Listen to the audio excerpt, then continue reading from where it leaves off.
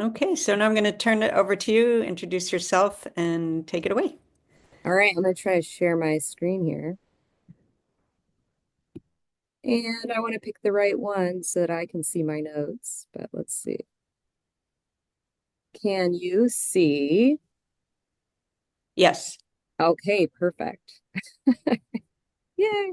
I am Tricia Gonzalez. I wrote a little thing. Um, it's so you'll appreciate it as educators. My days are filled with all things education. As the elementary social studies coach for the Rochester City School District, I get to work with amazing teachers and students every day. I'm also passionate about literacy, and you'll often find me exploring new ways to connect reading and writing across the curriculum. Oh, I've had the incredible opportunity to serve on the Blue Ribbon Commission for graduation requirements in New York State, both as an ambassador and a commission member, because I truly believe in advocating what our students need to succeed, advocating for.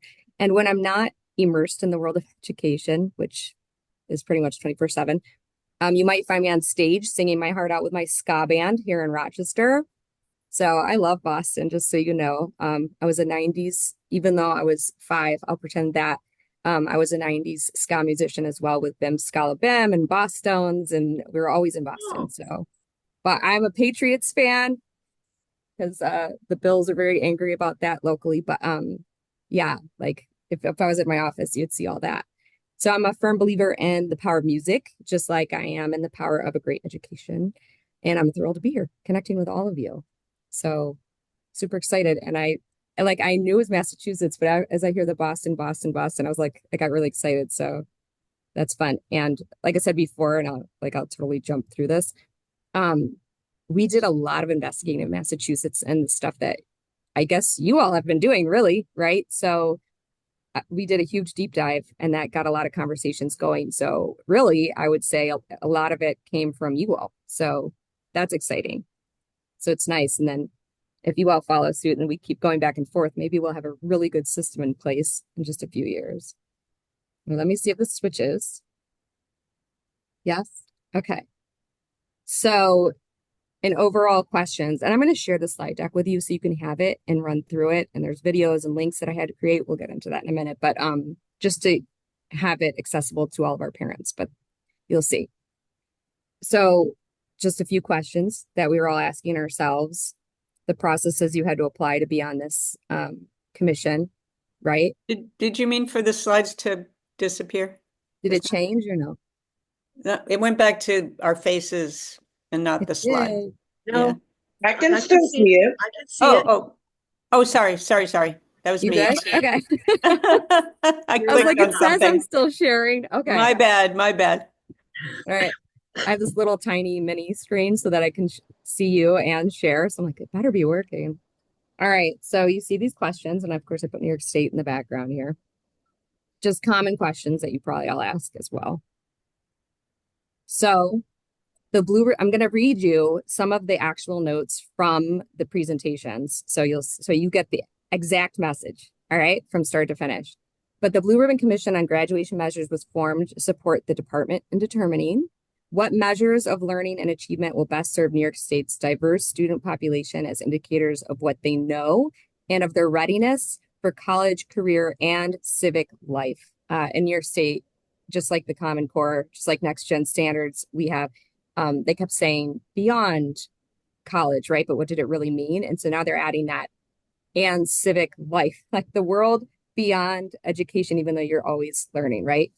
So the department took great care in selecting members for the commission to ensure they reflect the diversity of our state. So diversity in every sense of the word. And I would say they actually did a really good job with that on so many levels. But the department ensured the commission had ethnic diversity, geographic diversity, linguistic diversity, and a diverse selection of commission members in terms of areas of expertise. So current positions held, content knowledge, retirees, representation of need resource categories. So in the end, the department selected a 68 member commission that reflects the varied fabric of our state. This is what the table is supposed to be representing over there. The commission had content experts in the areas of arts, business, computer science, CTE, English language arts, math, physical education, health, science, social studies, and world languages. The department selected several experts, each of the areas of assessment, curriculum and instruction, diversity, equity and inclusion, and cultural responsive and sustaining education, and in the education of English language learners and the students with disabilities.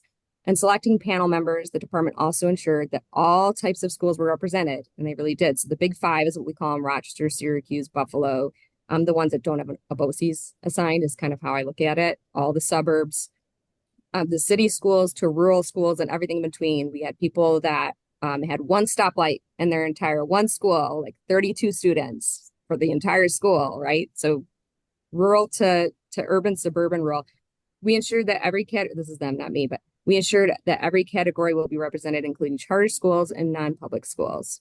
They were at the table too. And you'll see. So the main goal for the Blue Ribbon Commission was to develop recommendations to the Board of Regents on what measures of learning and achievement could better serve New York's diverse student population as indicators of what they know and of their readiness for college, career, and civic life. So this is just the thing that goes with it. So the process, stakeholder input. So NYS gathered feedback from students, parents, educators, community members. There was an expert review. So the Blue Ribbon Commission conducted a comprehensive review of research and best practices, which included Massachusetts and the stuff happening there. Commission deliberations. So the commission developed recommendations for transforming graduation measures and were presented to the Board of Regents. And there were Regents members present there too, which actually kind of blew me away because, you know, you go in with a preconceived notion of we're getting rid of the Regents or something, right? And they actually had everybody at the table. So it wasn't the common pendulum swinging one way or another. It was everybody in on this discussion. Everybody you agree with and everybody you definitely don't agree with. So multiple perspectives. So I'm going to go over the 4 transformations, 2 of which I'm linking pretty close together, and you'll see why. But there are 4 major transformations that came out of all the work. So a lot more has to happen, but you know, we have to start somewhere. So I'll touch on 4, starting with the first 2. This is your portrait of a graduate. So the first transformation, the state will adopt the New York State Portrait of a Graduate as the framework for future diploma requirements. So to earn a New York State high school diploma, all students must demonstrate proficiency in not only the high school learning standards, and I'm just going to say learning standards because they actually talk about P20 education, but we're focusing on graduation, so high school, but also each component of the New York State Portrait of a Graduate. That's where a lot of questions come up, so it's okay that they are. Students will demonstrate proficiency in the following areas. So you just go around, right? So critical thinker, innovative problem solver, literate across all content areas, culturally competent, socially, emotionally competent, effective communicator, global citizen. And I will tell you on a side note that there were probably, if we want to call them adjectives, 700 plus adjectives to start. So the process of that was brainstorming everything, and there were everything was written down. There was nothing left out or judged or not one person deciding. Everything was written down and then categorized, and there was stages involved with that where then which ones went together in your brain, right? And that was a whole process and narrowing it down. They still have to approve this, right? There might be tweaking, but this is what they came up with in the end, were these words that kind of felt like it captured everything. The language is still being kind of talked about, but, and another thing to point out too, is we have the culturally responsive sustaining education framework out of New York State. Someone out of Buffalo actually had their hands in it, huge. And they kept going back and forth between that, not so much the standards, because they want to look at the standards again and really hone in on them and fix a lot of the language, especially social studies, I'll say. They have to fix the language in those standards to make them culturally responsive and appropriate. So 4th grade specifically, ask me about that later. But culturally responsive sustaining education framework was the most recent one done. And I linked that in as well, so you could look at it. And they keep talking about both. So when they say the CRSE framework, that's what they're referring to as that document. So I put that in there. So to touch on both, all right, because it's New York State, so I want you to know what currently exists really quickly and then where they're headed so that you can compare the two. And that was important also for the community members, parent, actually everybody, teachers, because you have to know where we are in order to know where we want to go. But our current diploma requirement system is twofold as of right now. Currently, students must satisfy both the credit requirements, which include 22 units of credit and specific distributions, and the assessment requirements, which include 5 assessments. So 4 Regents exams or NYS approved Regents exam alternatives and 1 pathway assessment. For the Regents or local diploma, that's just to get the Regents or diploma. To earn the Regents diploma with advanced designations, there's like 3, students must pass an additional 3 assessments, 2 mathematics and 1 science, and also complete a sequence in world languages, the arts, or career and technical education. I will tell you, arts currently goes by the wayside, so it surprised me that that was even in there. I didn't even know that existed. So the second transformation is to redefine the credits. So the department envisions a redefining of credits with an emphasis on providing evidence of proficiency. Under this vision, the diploma requirements would be organized by the components of the New York State Portrait of a Graduate. So future requirements will also include the program requirements suggested by the Blue Ribbon Commission, including requirements for all students in career and technical education and financial literacy. So that they're adding that in, financial literacy.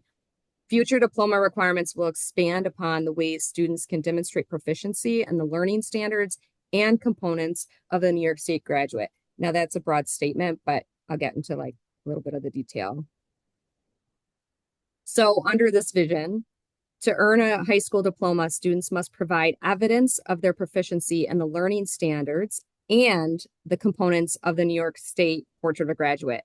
However, students will have choice and flexibility and the options they choose to demonstrate their proficiency. And I don't mean the kind of choice, because we had to really talk about this, the choice where the teacher says, or the counselor or parent says, here's your choice, you chose this, right? It's like students would actually get to make their own choices based on what's in front of them.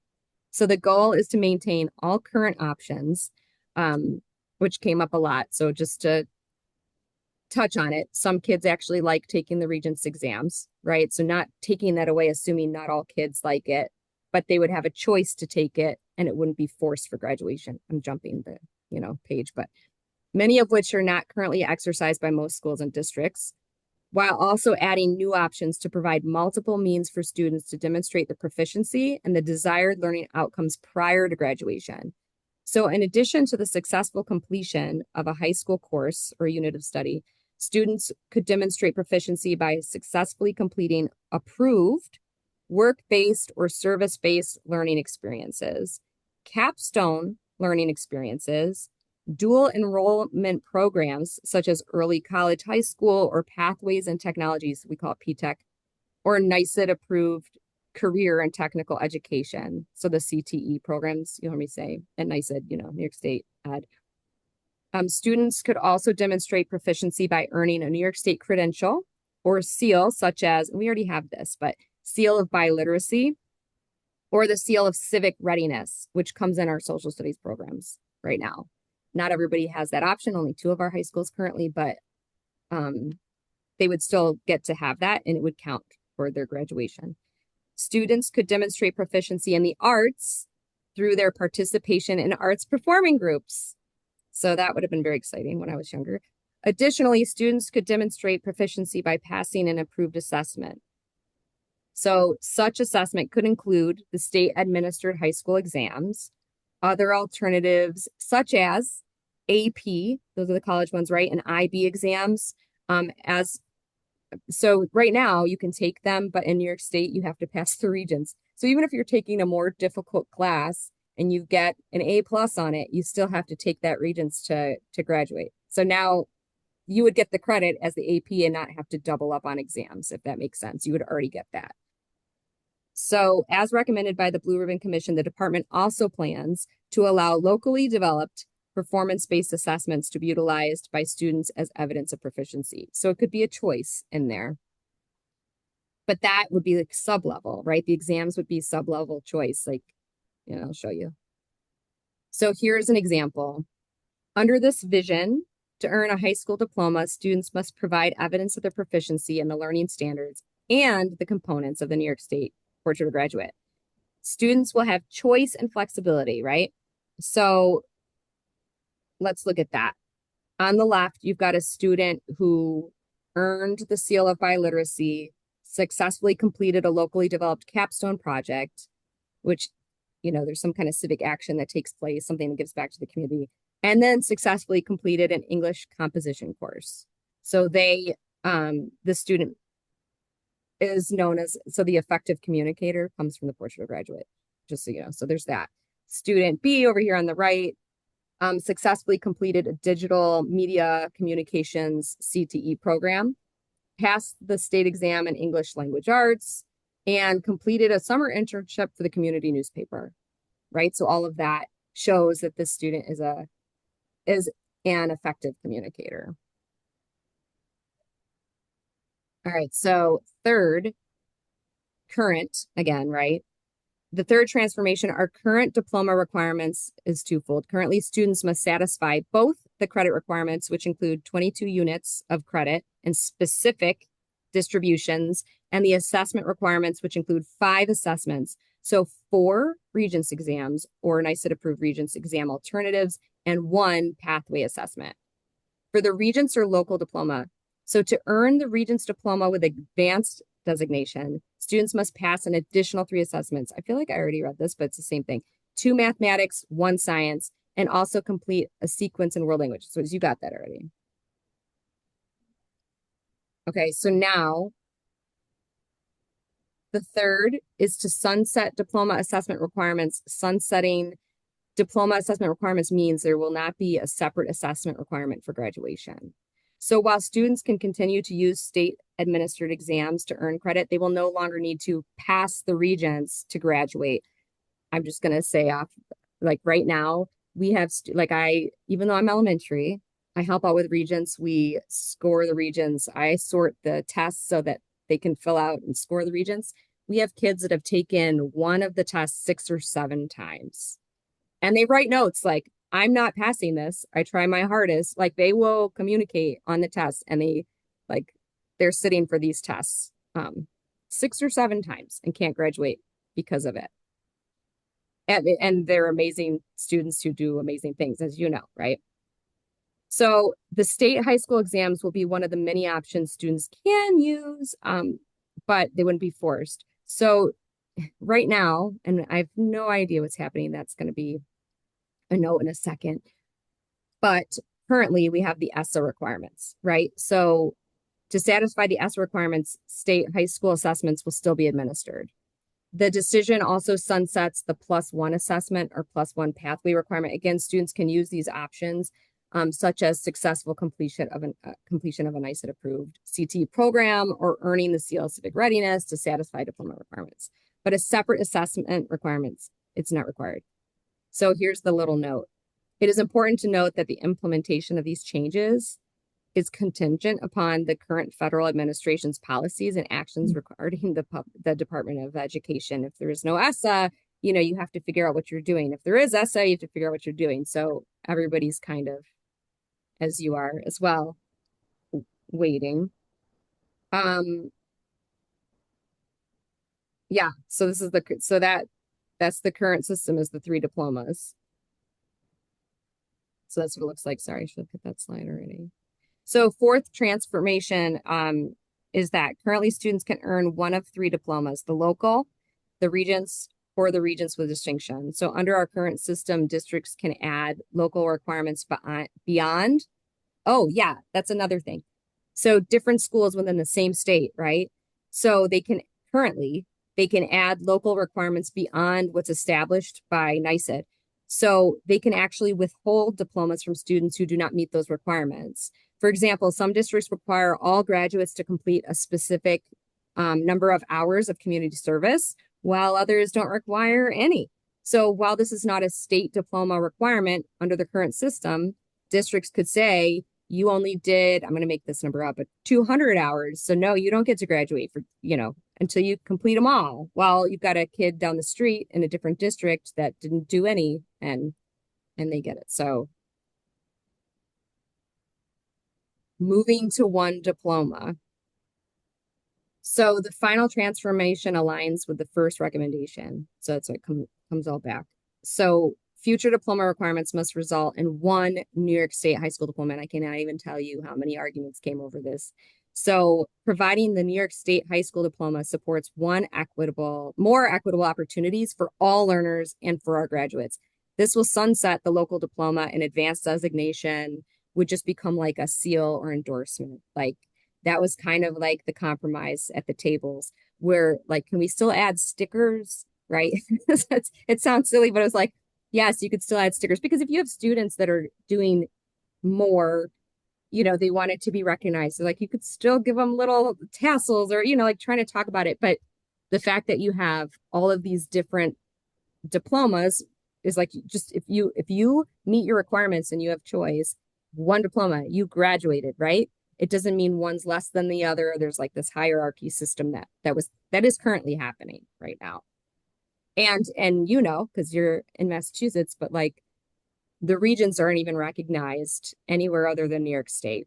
So if you have a kid that does a general diploma and gets straight A's, and you have a Regents kid that gets B's, and you've got the State University of Iowa looking at both, who are they picking, right? So it's like this unfair system. So here's just an image for you. So you got the current model on the left, the proposed on the right.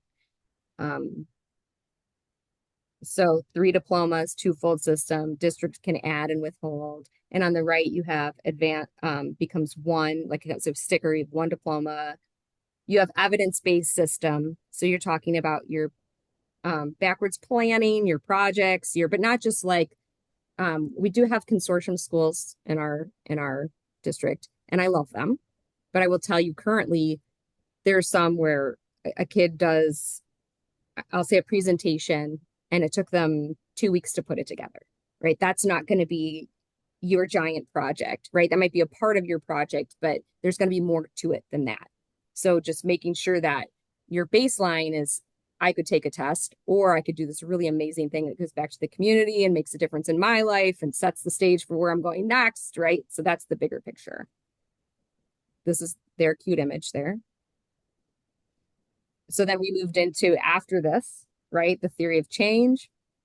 So if we take a holistic approach to education that adopts this, redefine credits and expand learning opportunities, sunset the diploma assessment requirements and move to 1 high school diploma, then our students will be equipped with the knowledge, skills, and dispositions needed to thrive in an increasingly complex and interconnected world. That was part of the huge discussion too, is the jobs that are going to be out there when the kids graduate don't even exist yet, right? Like what's coming. So as shown by proficiency in the New York State learning standards and the portrait of a graduate components, engagement in interdisciplinary, project-based, real-world learning, including career and technical education, multiple means of providing evidence of mastery, and preparedness for future pathways. So then they have this, which set everybody up in just alarms went off everywhere. But so the idea is the left, it goes left to right, right? But on the left is the learning year, like when you start to learn about how to do things, because the idea is we get together and decide how this is going to look and be implemented. But the learning phase comes first, and then full implementation begins on the right. So that's kind of confusing, as some people saw 2024, right? And they panic. But that's the planning year. Then you've got phase 1, installation, phase 2, and I'm going to break this down. And then phase 3, full implementation and scaling up, with feedback constantly coming back so that you're constantly changing and adjusting to make it better. So here's the overall timeline, again, left to right. So especially when you're presenting this and it's 2024. So look at that, release details of the new credit requirement phase in with cohort 2027. So you just see this whole years, and it's going to take a long time. I know that New York State rolled out, we won't even get into that. It'll be like PTSD, but like the Common Core initiatives came out, boom, K-12, and everybody knows how that went. So this is more of a phase and approach to make sure you're building a system that's really going to work with the full process in place of refining it, coming back, looking at it, analyzing, perfecting it, making it better with feedback and pilot schools and all that, and just making sure that it's a real system that continues to grow no matter who's in charge, right? So that's their review. And then this is a little bit more broken down. So, oh, yeah, I don't know if you all have this, but in New York State, one of the biggest things that we notice right away, like I don't even know why we have to discuss it. It should just be fixed. Like if there's an issue that can just be fixed, just fix it. But everything needed a discussion. But let's say you're a student that has a major life event, which we all know full well how that went during COVID. But like, let's say you're a child that straight A student is about to graduate, dies, and never sits for that regents right now, they wouldn't get their diploma. And there's this whole process about if a parent wanted the diploma for the child because they definitely earned it or whatever, they'd have to write to the superintendent of schools. There's like this giant process. So one thing they're doing right now is that making it like you hit a button and you get the kid the diploma. Or if a parent is sick or a guardian is sick, something happens and the kid is not able to sit, right? It doesn't keep them from graduating if they were already set to graduate, right? There's going to be exemptions in place for that. Major life events, accidents, things that happen all the time, right? That we didn't account for. So then you have portrait of a graduate. So release definitions of the portrait of a graduate component, get the feedback, all of that, and then adopt it. So that's really the Regents, Board of Regents adopting it. Support networks. So NYS has to establish work groups, advisory committees, which they already have because when they put it out and they got the committee, you already have at least 68 people, right? From diverse populations and all of that. You've got at least the starting platform there. And then you have all of the focus groups that developed. And then you have all of the families and community members that are now on the email list after all of this process. So you now have all of that as well. And you obviously you want to hit all of the states. So all of New York State in our case. So the installation, release the portrait of a graduate with rubrics and guidance, making sure that one district isn't calling something different than another district. That's a whole system that has to be thought out. Learning expectations, prioritize reformatted learning standards with guidance, require instruction in financial literacy and climate education. What's that going to look like? How is it going to go? Is it just another class that's added? Or are we really going to embed it with some kind, projects, things like that? Release details on new credit requirement cohort phase-in. So that's, look at that, fall of 2025. But full implementation by summer of 2027. NYS will continue work groups and advisory panels, keep going, continue communication channels to disseminate and support changes to future diploma requirements. That's the process. Again, boom. So some of the common questions, just so you know, we heard all the time was, are you lowering the standards? Or, there's all this, especially right now, like, I just want to bring the dictionaries out to explain certain words that are just hot button topics right now. But no, it's not lowering the standards. The goal is high standards for all, right? With multiple routes to determine learning. How will this impact specific student populations? Well, there's going to be flexible routes will allow students to showcase their strengths, right? With the students having choice and being able to decide on where they want to go and they can change their mind. You're not stuck. Nobody's stuck in some kind of specific path, right? If a child is looking at, I think of my child, actually, I wish this was already in place, but like he loves electricity, he loves building, he loves, he wants to be a plumber because he saw how much they made in comparison to a teacher. Yes, he did that research. Thank you.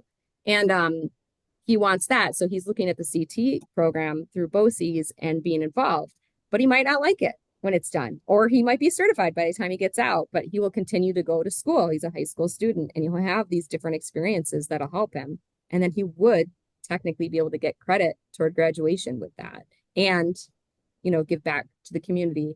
And in that same scenario, I went to a CTE school out in Spencerport, and I walked in and saw kids heavily vested in mathematics that I have not seen in any high school classroom. and they were developing solar panels and deciding where they go on the house. And this one child covered in tattoos and piercings, and at their original school was ostracized, right? Kicked out, always in trouble, highly vested in this mathematics. And I walked right up to them and I just said, wow, you look like you're intently working. Can you tell me, more about what you're doing? I'm excited to see you so engaged with something. I have no idea what that is. And they were very sweet. They said, actually, truthfully, we're in a competition because there's a place out of California that put it in front of us that whoever does the best system and creates the best thing for the specific project will be hired right out of high school, because they need people at that level entering the employment market. So it's like, that's amazing. And then even on a sub level, right? Like if they don't win per se, they have these other things that they get and get to talk to and introduce and lead discussion around what they created and how they created to talk to the other employees about. And that same group of kids, you walk into the next room and those solar panels are being developed for that. The next room is building the electrical, the wall, the building of this one particular house.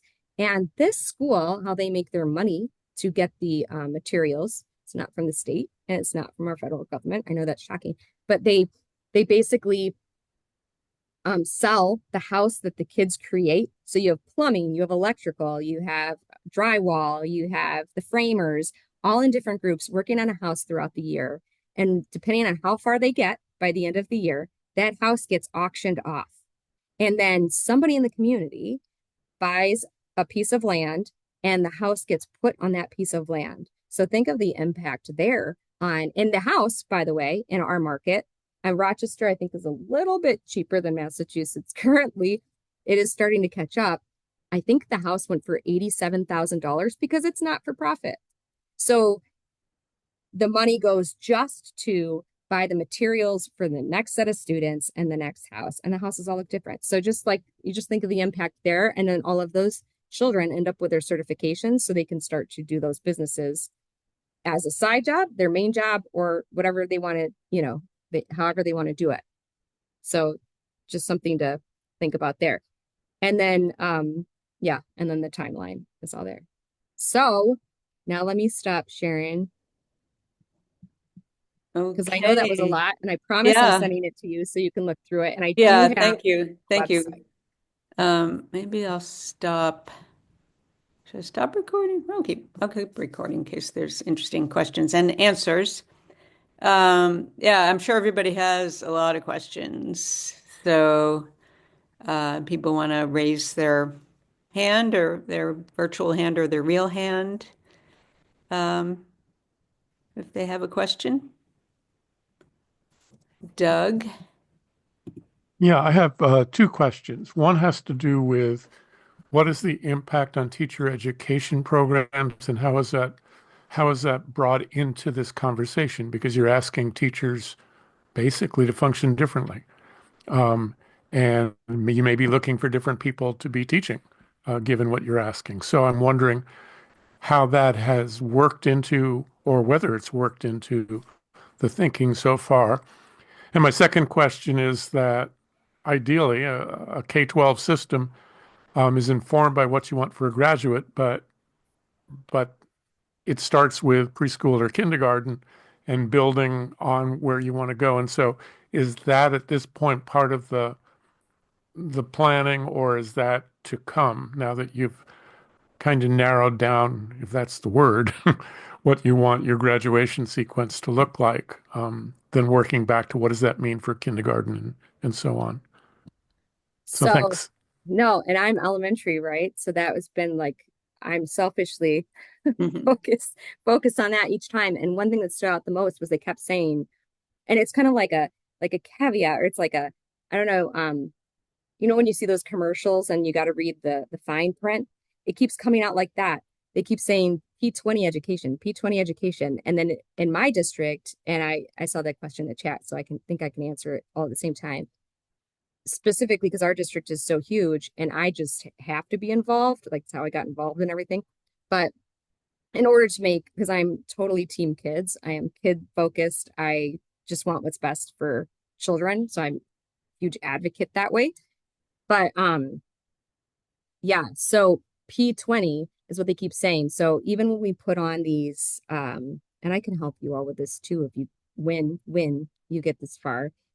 But putting on the professional learning and all that, I had high school teachers showing up and they're like, okay, so we should blast it out to all of high school teachers. And I was like, yeah, actually, you should blast it out to everybody because you have to know where the students are going. And yes, when you backwards plan, and I'm expeditionary learning, I from Boston, just so you know, I got that training in like what 2010.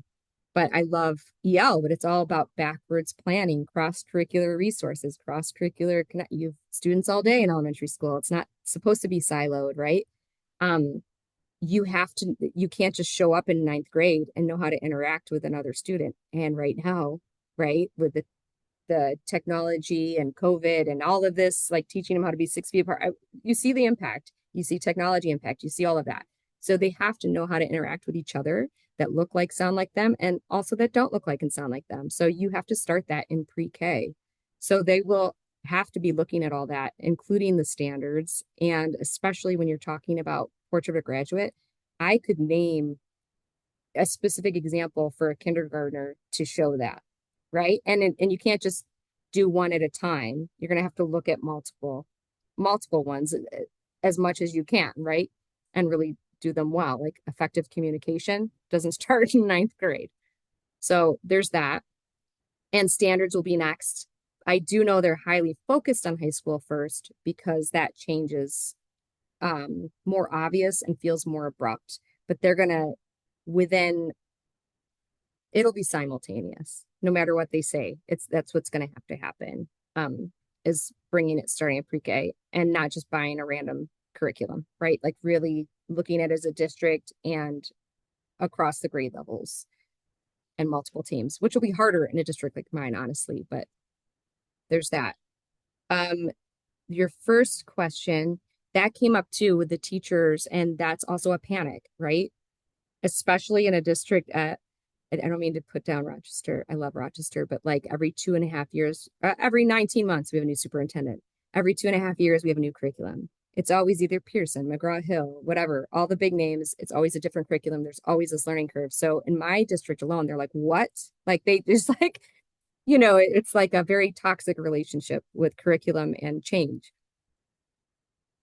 What they want to do is if you already have your certification, right? And let's say mathematics, it's not like you then have to go get new certification. You are now the expert in that area. So let's just bring up a project. For example, if the project is going to, like the BOCES example, the CTE, that mathematics, you'd have the mathematics expert look at that portion of the rubric and decide how it fits. You'd have to be working collaboratively as a team, but you would still be in charge of the mathematics portion of that or a class, right? You also have the regents that I think, right, will still be going on. They say they'll still be happening.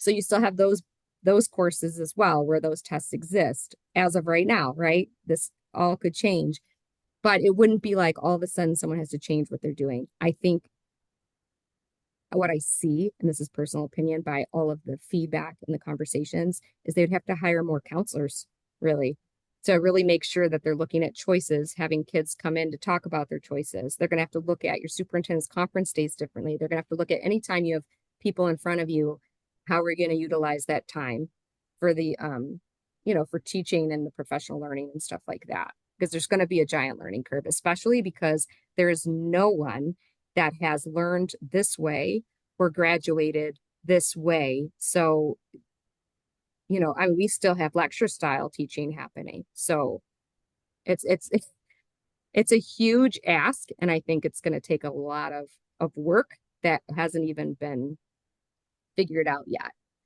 And somebody asked about, did that answer you? Well, I think there's a lot of conversation to have, but yes. Yeah. And the whole time, right? So all that has to be in place, and they have to really create the system to allow that to happen. Another side thing to think about, and it's so funny because all of like politics right now, but so pretend like nothing crazy is happening whatsoever in the world of politics and education right now, and just think of a basic system. I'm gonna trigger every single one of you in a second, but like we have to have a system where you're reporting, right, what a student did. Like you're gonna have to have some kind of communication system where, let's say, Tricia wants to graduate and I move to a different state or something, right? Well, not state, different district. I have to be able to have a system that follows me so that I don't start all over again, right? If you have a state level system, now in every district, we use different reporting tools. We use different systems. I'm not sure there's one that works really great. Power School just got hacked and that was supposed to be whatever, right? And we have all of these privacy laws, right? HIPAA, FERPA, all of that stuff. We have all these privacy laws. How do you share that kind of data and student information in an effective way that is helpful to the child and doesn't harm the child, right? So you have to figure that out as well across all districts, across the whole state. So that's, you want it to be equitable. You want it to make sure that so rubrics, what does that look like? So that has to be figured out. Another question was ambassador versus commission member. So the commission was all of the different, it's kind of funny and twofold for me, but all of the different people from across the state getting together to look at research and all that. That was the commission that came up with the recommendations. Then you had the ambassadors had to share out the information to all of the different groups, parents, and anybody that interacts with any version of a child, right? Family members, community members, everybody. So the ambassadors had to share the information. So usually that was our BOCES programs. Do you have BOCES in Massachusetts? Like it's their like educational teaching, professional learning. We have regional vocational technical schools. I think that's the closest. Okay. So we have like so like our BOCES are the ones that give the professional learning for all of the suburbs, but your big five do the professional learning in-house. So in my case, why I became two was here I am a commission member, and then we were asked if we could kind of come alongside an ambassador so that I could say, this is what really happened. We were there, right? I was at the table while the other person's giving the presentation. And when they asked Rochester, it was probably August 25th. And I was like, oh, that means I'm going to be an ambassador as well. And they're like, oh, Tricia, don't worry. But yeah, because I'm Rochester. I was like, and we don't have a BOCES partner. So that's me. But I then connected with BOCES and brought everybody together. So it worked out fine. But it was like things that you don't think about, right? Assuming that things aren't equitable right now. So how do you have an equitable process? So there's that. That's how I got to do both. And there's also the pilot schools and things like that. So that's the difference. Yeah. Kathy had a bunch of good questions in the chat, more questions in the chat. Like, how did the process get off the ground? Was NYSED behind it? How were the forms pulled together? How much did the whole thing cost? How did you collect and analyze all the feedback? Now that you say that, I don't think I have to like really think about it, but I think they covered my hotel room. Yeah. I just thought about that. I'm pretty sure they covered my hotel room. They had one in-person meeting where we all got together. And there's a video that goes with that, where they did that. But other than that, we just all did it just for the sake of making sure it's like volunteer. As you know, we do a lot. So, okay. Sorry. Okay, and the whole process off the ground, I will tell you that, and I don't know her personally, but I love her right now, is Commissioner Rosa.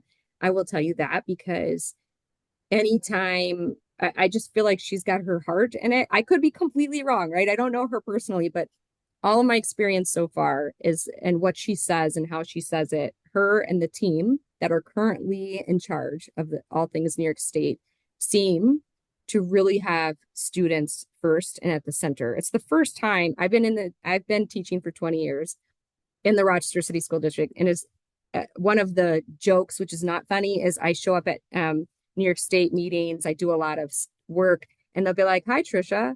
You're the only one I know," because our superintendents switch so often, right? So I'm like, that's funny and not funny. Like, so they'll call me to get me to go knock on a door or something, and I'm just a teacher, right? So there's that. But I think honestly, their advocacy, and if you really wanted to, I would connect you with them for sure. Our regents right now, we have a lot of really the regents that showed up to all the meetings, they were really good and listening and really trying to figure it out. And I was impressed with that, because I really thought, like, you get your preconceived notions of somebody behind a test that you're not for, per se, right? Like the test you're not for, but then you see, like, all right, it's not bad to have it as a choice. It's just, how are you utilizing that assessment? But so there was that. The fact that they were all present and not hovering, not telling you what to do. I mean, I've been part of all things state testing too. I've been on all the different levels. So standard setting, all that. And there are times, especially when you're picking questions for a test, where they're like, "Oh, you don't like that one? Well, which one of these do you like better?" And I'm like, okay, I'm not in kindergarten. Like you just pick the two outfits I hate out of the drawer, and I have to pick one so I can go to school, right? Like I've seen that happen too. It didn't feel like that at all. So it felt like they were really listening and coming back. Like example, one was, "Oh, so you want us to do, instead of a Regents test, you want us to do a performance-based test?" And I was like, whoa, wait, are you talking, like, we have science performance-based test right now, and that's one day you sit down and it's called performance because you're building something and writing it down. I'm like, that's not what I'm talking about. I'm talking about, something that really takes time and energy and gives back to the community, and, like, not a performance. So they had to change the language a couple of times too, because we had to make sure we were saying the same thing. Same word, different meaning, right? So how much, and here's the cost thing too. I'll send, when you get that video, you'll see it. They proposed millions of dollars to regents, and the regents actually said that's not going to be enough money, which was interesting. They're like, no, it's not. So if you'd like to give us more, it was like, so they're still trying to figure all that out, and that'll be honestly. Oh, and the collecting of the feedback was all done certain was like a think. I'll send you that link too. There's like, when you see the website, you'll see the portals they used. It was very collected data, turned into spreadsheets, and everything was collected. Nothing was erased. So you always had that and historical data for how things ended up or where they decided. Kathy.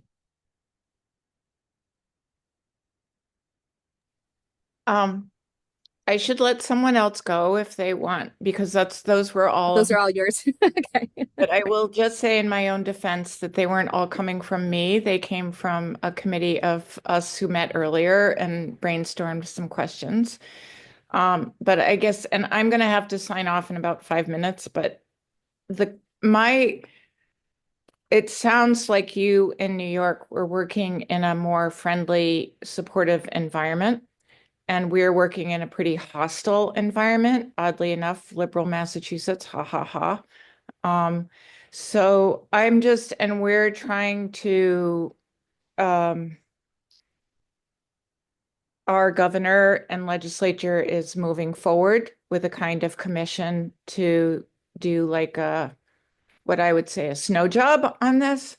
So I'm just curious about your advice about where you think, like, where is it essential to begin, or essential things to pay attention to as we try to build more of a people's voice around what graduation measurements should be?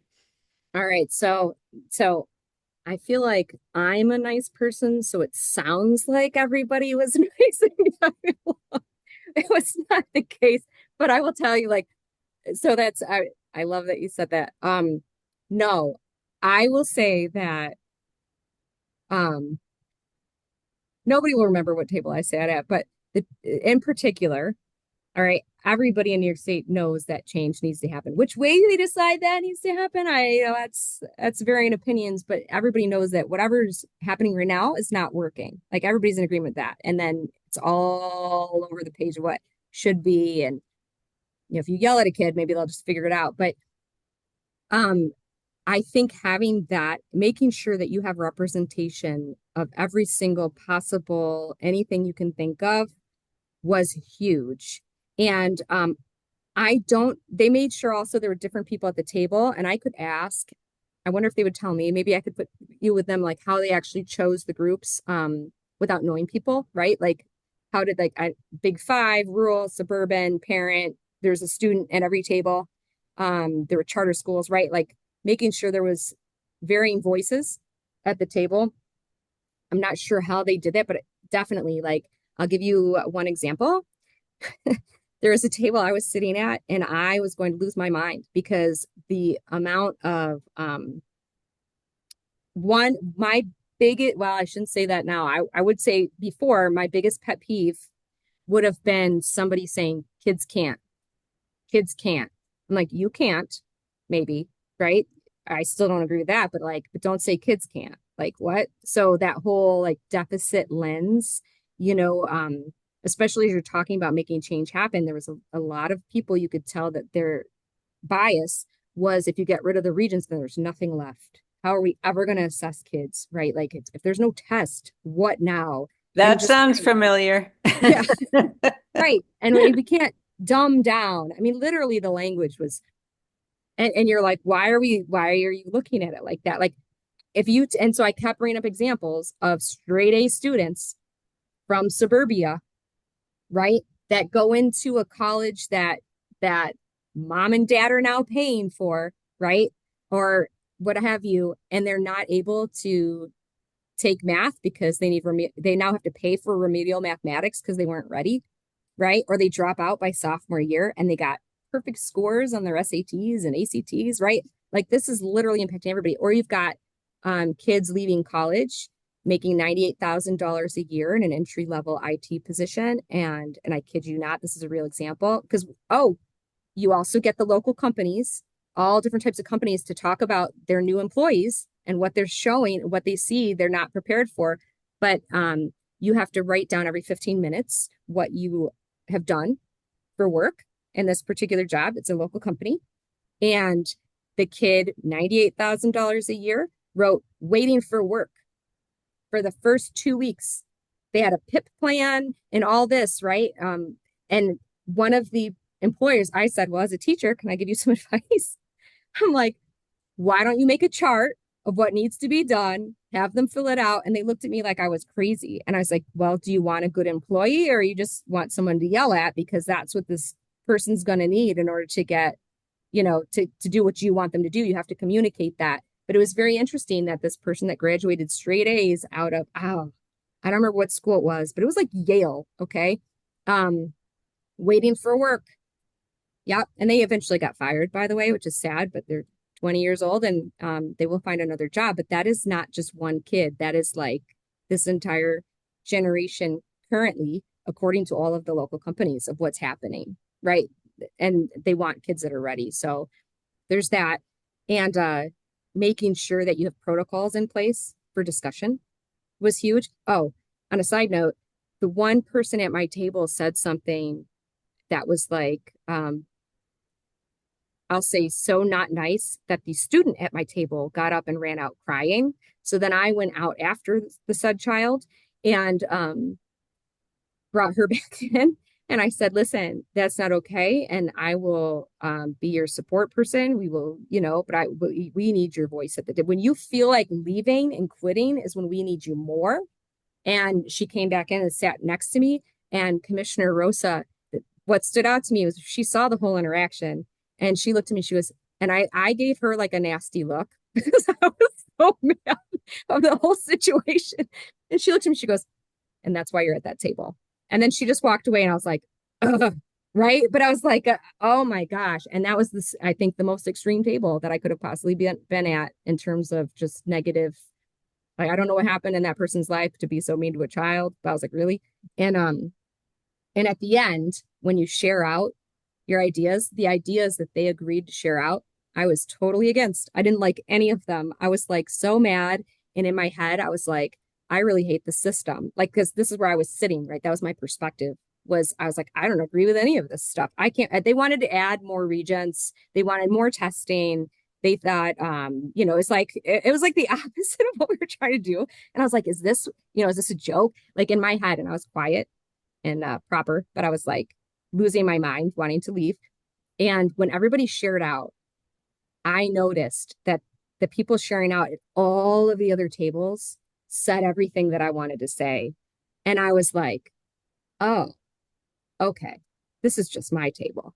Okay, this is not where it's going. We're okay. And the fact that they were part of that process was really good because they can then take ownership in the system that becomes created, right? If you exclude some people, they will never embrace a system of change. So I just want to, we scheduled this till 5. I mean, this is really fascinating, and I don't know if people have to leave or if people, and Tricia, if you have a few more minutes, I'm just taking a temperature check here of the group and you. Like, do people want to stay on for 10 more minutes and have a few more questions? And can you do that, Tricia? yeah, yep. Okay, why don't we, go till 5:15. So yeah, as I said, that's what we're hearing right now. Like, if we don't have the tests, or now that our ballot question passed, we don't have the test, and it's nothing. We have nothing.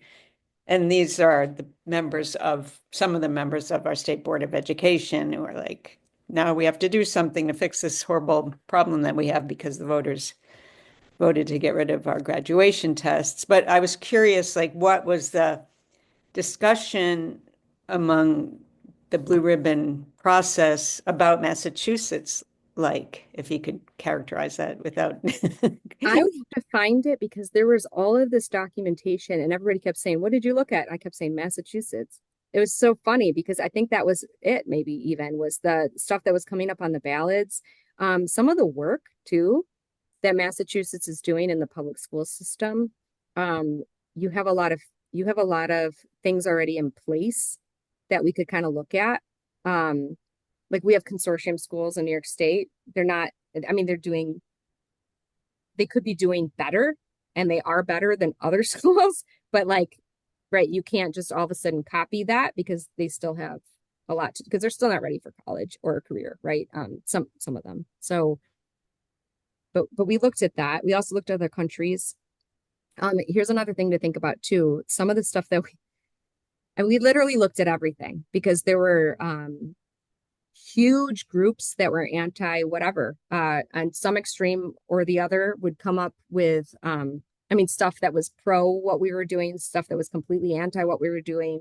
And we looked at everything, every document, every PDF, everything that was sent in, they put at each table and you discussed it, looked at it, thought about it, right? Just really took everything with protocols, everything into consideration. So you're not, we get so bombarded with whatever news station we watch or radio we listen to or movie, right? Anything we choose to is usually in line somewhat with what we're thinking, I guess, right? You're drawn to what you agree with. So you had to look at everything and the same protocol, no matter what it was that was in front of you. So. Julie, I think you had a question in the chat about how much involvement from the unions. Yeah, so they didn't really come up. There were people that represented, there were definitely union members at the tables, right? But not everybody, like representation was there, but there wasn't, it was more like informational. I will say that in Rochester's got a very strong teachers union, for good or bad, sometimes like very strong for teachers, not always the best for kids, our union currently, but they're supposed to represent teachers, right? So This is what they do. We did like more of the professional learning with them, if that makes sense. So that like kind of stepped up in that way. Yeah, It'll be that's- interesting once things come into fruition, right? Once you start asking things of teachers, I think unions will have a huge say. But I also know they're being very protective in a positive way of that. So again, if you're giving students choice, you got to give teachers choice. And, how are you going to do that? So who can I ask more about who you think were the leaders politically of what was going on? Were there specific groups or is in your commissioner you talked about? So she was really, you feel very pro kids and pro, like even you can kind of, when you look at her letters too, here's an example. So I write the newsletter for AMPNIS, the Mathematics Association for New York State. And I have a New York State section page for the commissioner and the chancellor and the commissioner. And I put verbatim whatever her thing is in there. So I don't edit her work. Like I just copy and paste what she puts out to the public. And there was one person that was I can't remember what, I didn't even read it, honestly. I just put it out because it's her section. And somebody got really mad at the terminology that was used and came at me for it. And I was like, oh, so I looked at everything I wrote. I was like, I don't even see that in there. Right. I remember some extreme something. And I looked, I was like, those are the commissioner's words. And it was literally, she said, I believe, right? It was the whole diversity, equity, inclusion. That's what it was. Oh. And she was like, I believe in diversity, equity, inclusion because, and she did. And that's when that hot button topic, and the math teacher got really mad at me and said I was being political, and AMPNIS, the Mathematics Association, should be political. And I was like, what are you talking about? And I'm social studies. So I was like, did I put social studies in there? Like, I was like, did I put a debate? Like, and I'm looking and I'm like, no, literally it's mathematics. Like, I really didn't. And I'm like, did I use a funny picture? I'm like, nope, it's a winter scene, just trees. So I was like, I have no idea. And then I looked and it was because she had said that. And I said, okay. I said, well, I have to include what the commissioner says. And I was like, oh, but I did then read her thing. And so she's, I'll say political, but not, she doesn't say anything about presidents or something like that, but she's definitely political in terms of fighting for kids, if that makes sense. Like she stands behind that. Did she seem respectful? It sounds like she was respectful of all the different views, but also maybe bringing them together in a way that you found was, it sounds like you've got something, you're way ahead of us, unfortunately, for us. But what were the things that you did look at? You said you kept looking at Massachusetts for this. Were there particular things that we're doing that you think are really good? I'll find the documents because I keep everything. Okay. I'll find the documents, but I was like, in terms of expeditionary learning, right? You've got that as the hub over there in Boston. Do you know expeditionary learning is out of Boston? At least it used to be, right? Yeah, they have 2 schools in Maine that are really well known for it in the Portland area, but I'm not sure about specific schools in Boston. Well, Springfield, Massachusetts had expeditionary learning, and the woman that taught in that came to a school, the Boston Teachers Union School, and said, I taught an expeditionary learning. I thought, what's that? So we did have it. Maybe the Boston Teachers Union School. I mean, yeah. It's all project-based learning. Yeah. I think we'll take one more question, and I see that Lou had a question in the chat. Lou, do you want to come off mute and ask your question?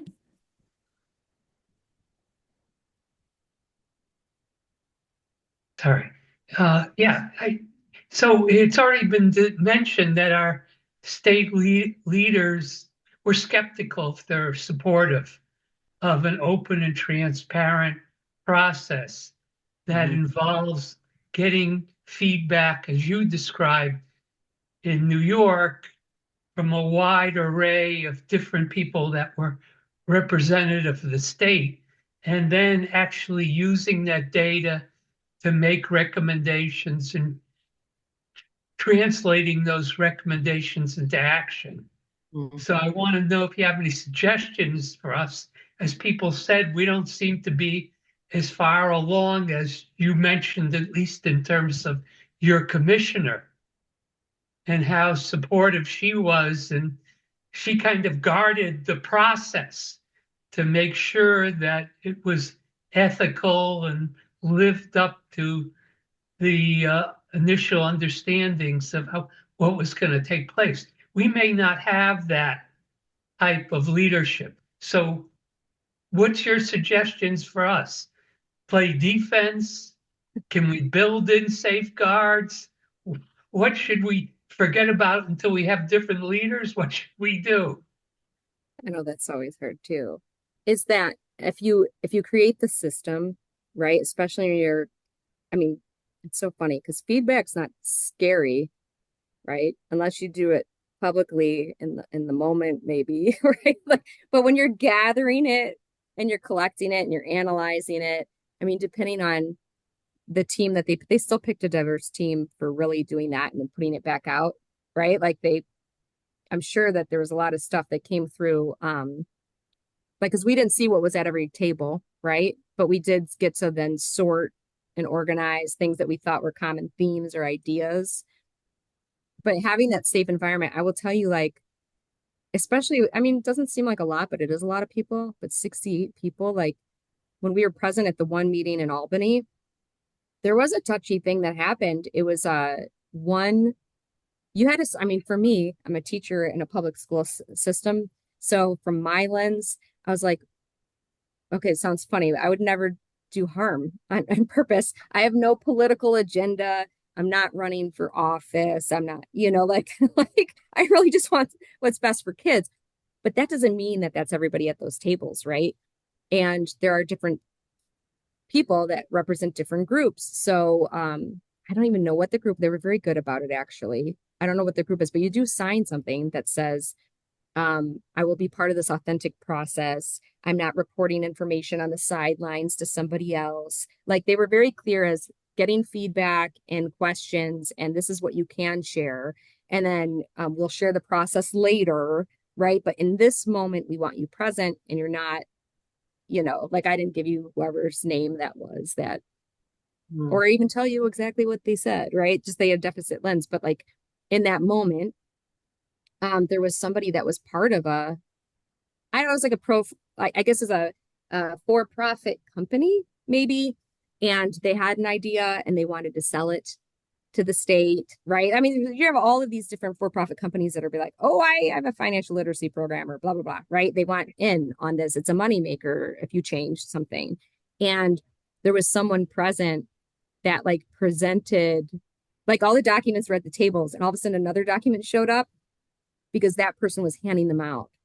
And it was for that for-profit company. And when they saw that, they grabbed them all back and they said, if you want to present it as something to look at, you're going to follow proper protocol, right? And you can't have it at your table. It's like conflict of interest, right? So they had to like make sure they were paying very close attention to everything that went in front of people and where it came from and stuff. Because you got someone sneaky that's trying to sneak something in for the wrong reasons, right? Yeah.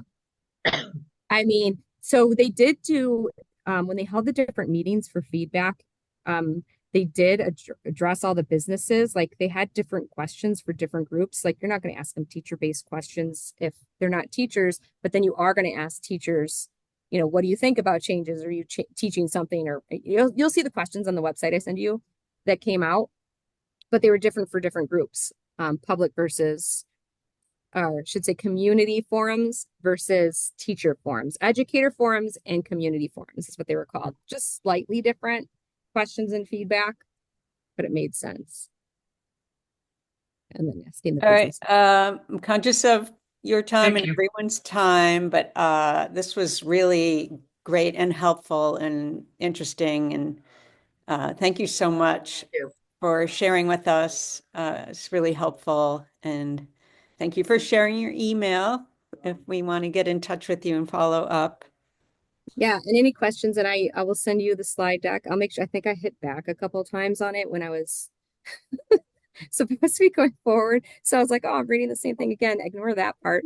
But the slide deck will be in the correct order. At least I'll make sure. And then I did, in order to get the word out for the public forums, because we needed feedback so quickly, and we have 3,000 teachers in my district plus, I created a website. So the idea was to be authentically in front of people for conversation, but I also put it the public forums. I did, so how I got around that a little bit was I did a video of the slide deck and I read it like I did, but I did the video of it and then I translated it into different languages. I'm using AI, so I can't promise you it's the best, but it at least was quick, right? And so forgiveness if any of those words are wrong, but they're in different languages as well. And that's how we got the people to do feedback quickly that couldn't make the events in person. So that's still available to you, so you could see that. Great, great. This is wonderful. Yeah, thank you so much. And we may be in touch. Yes, of course. Anything I can do to help, I would love, it'd be. Thank you. Thank you, Tricia. All right. Thank you. So much. Jennifer.